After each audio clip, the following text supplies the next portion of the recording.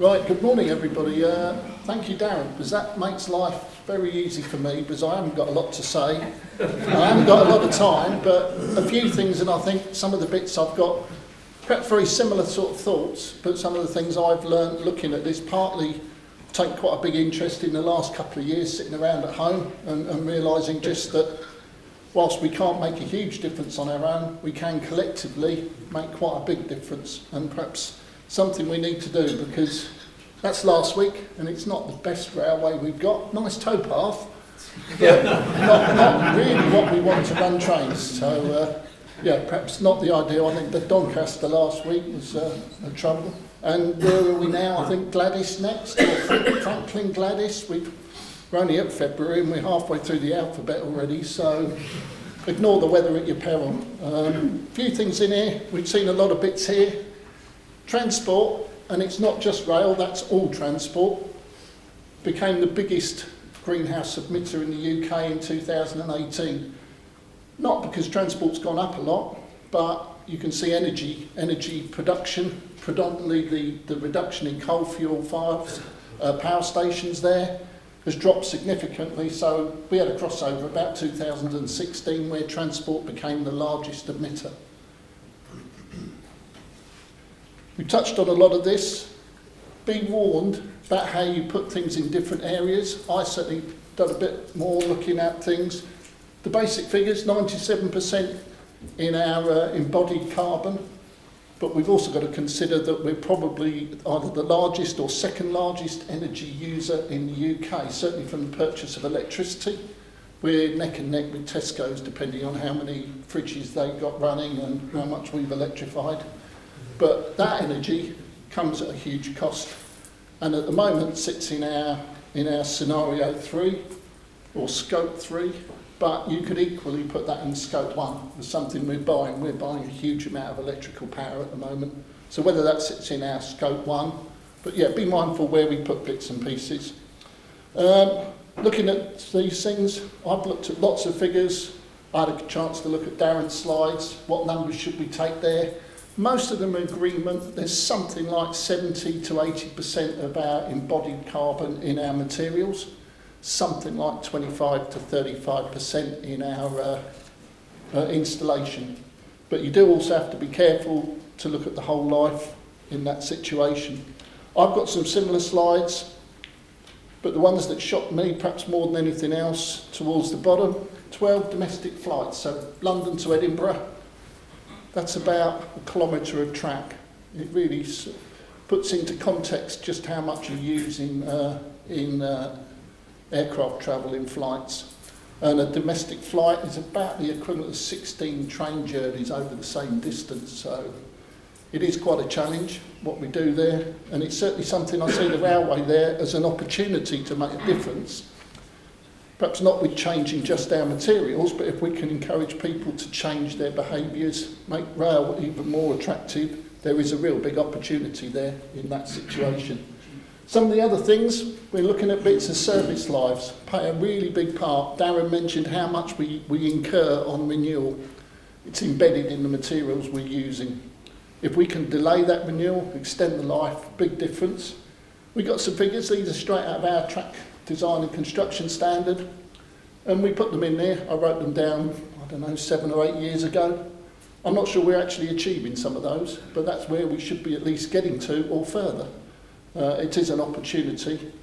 Some of the other bits we look at, so our main bits for sleepers and rail, for S&C, certainly S&C, I think we're really struggling to get S&C through to those sort of life extents and how we look at those.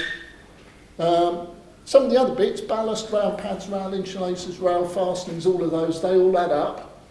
But we're perhaps expecting those to be half the life of the sleepers. Now, certainly when I put my house up, I planned the foundations to stay there longer than the walls. I wasn't going to change the foundations halfway through the life of my house. But we do a lot of work in track. We got really good at making things or changing bits of the system out, perhaps not always in the logical order. So, as Darren said, what can we do to extend some of those lives? Some of the figures you can get, looks really good, but is it practical? You're going to walk to Edinburgh, it's really green, it's certainly low emissions. probably not practical and certainly not physically able from my point of view. But it's something there. People dress up the figures very differently. Electric cars look very good for just the journey, as long as you don't look at the incurred costs to buy them and then the energy needed to recharge them. So making sure how we get a current on, I think the key speaker earlier, we've got to make sure we've got a proper currency, we understand what we're actually talking about. It's very easy to put greenhouse gases, carbon emissions into another pot and then make your particular little bit, but we've got to look at the whole system. If you look at the various bits there, big challenge there, rail right down at the bottom, about 3%. Big prize there, so it's quite low as a form of transport, certainly compared with passenger cars. And yes, we've got passenger cars which are a lot more efficient. There's some achievements there in success, but we've got more cars out there making more and more car journeys now. So one of the challenges there, HGVs, big chunk there. The more we can get into the railway, particularly getting people away from cars, the opportunity there for a country overall. We've looked at the different emissions there. One thing I found quite striking, this was 2018 data, and the percentage of workers travelling to work by car, by region. And it's pretty much in the 70s, all around the country bar London. I live in London, and yeah, you wouldn't travel, but that's not really by choice, that's a necessity because of congestion, cost of travelling, cost of parking, and just the fact that you can't get anywhere in any reasonable time scale. But it's quite a challenge there. I didn't think it would be those bigger numbers, but over 70%, and I think on average 60%, 68% of workers typically travel by car. Looking at more recent figures, and they're still a bit it's even higher than that now since the pandemic. People have gone back to their car more often than public transport, and that's got to be a challenge from our point of view. How do we get some of that 78% back into cars? I thought it'd be a good idea. I love a good graph, so I took the carbon tool and put it into a graph, and unfortunately this isn't a good graph at the end of it, and I wish I'd never even started. But you do need to think very carefully about the life, where your costs, your carbon is going. So you can take a rail, big chunk when you install it, you've got incurred carbon during its life, you've then got to take it out and put a new rail in. So you get these big sort of step up graphs. You can do different things with different management, saying better grinding, better lubrication, premium steels, that sort of stuff. You can start playing a few tunes down. It looks fairly simple. You then put in perhaps a newer material, but you might have to then put a larger initial carbon cost. They may cost more energy. You then put it on sleepers, so you can take a concrete sleeper, and we're making a very big assumption if we think it's going to last 60 years there. We could put it on softwood timber. Lots of fairly low emissions, although we've got to be careful because we're probably going to have to burn them when we finish with them, because we can do a lot with reusing sort of creosote soaked bits of softwood. A few other bits, yeah, composite sleeper, what sort of life? And hopefully William's going to say a bit more afterwards on what we can do in that situation. Put them all together, ballast, USPs, various other things. Does the USP count for the ballast? Does it count for the sleeper? Does it improve the rail? And the conclusion I got to was forget trying to do it all as bits. Go for it as, you've got to think about a system overall. It just doesn't work. You can then build lots of stacks up of what your carbon equivalent is for each stage. And you get lots of different ones when it's new. You get different answers where you get, if you say, I'm going to be 10 units in, is that years? Is that million tonnes? Is it? Doesn't really matter. You've just got to be very careful what timescale you think over. If you put something in at, say, 17 years, looks really good. Move it to 18 and you've had to change the rail, costs go up, or an embedded carbon goes up enormously. So yeah, be very careful how you use the tools. Make sure you understand what's behind them. Make sure you understand the asset lives and how you improve that, because at the end of the day, that really does make a big difference. Changing the assets is very expensive from that point of view. And you can keep going. You can keep playing scenarios. You can do infinite numbers of options with different things. You could have Sen 60 rail, premium rail on softwood sleepers, looks quite good new actually, because the cost of Sen 60 is not that huge. But awful lot of work, keep changing your sleepers, and whether you'd actually get a track that performs as we want and as we need is another matter. So yeah, in that sort of conclusion, use the tools very carefully. One of the things I did come across, and I think it's very valid, if you're going to make a difference, make the decision early on. It's very difficult to do much as we get further and further down. And once an asset's installed, there's not a lot we can do to save carbon. We're pretty much committed to that at that point. So a railway, that's something to think about. You can say, well, we do this tomorrow.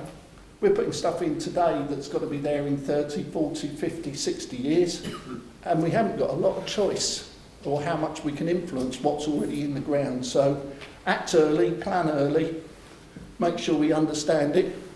Ideally build nothing, but probably not practical. But there are some opportunities to build less and certainly more efficiently.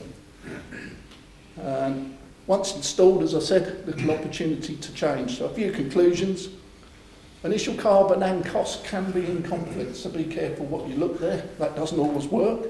But if you look at the whole life carbon and generally the whole life cost, pretty good tie-up. Go chase the money. If we're spending huge amounts of money, we can make some big differences there, normally where the energy, raw materials and everything else is going. Think about your assessments, timescales. 60 years gives you a massively different answer to what you might assess over 10 years.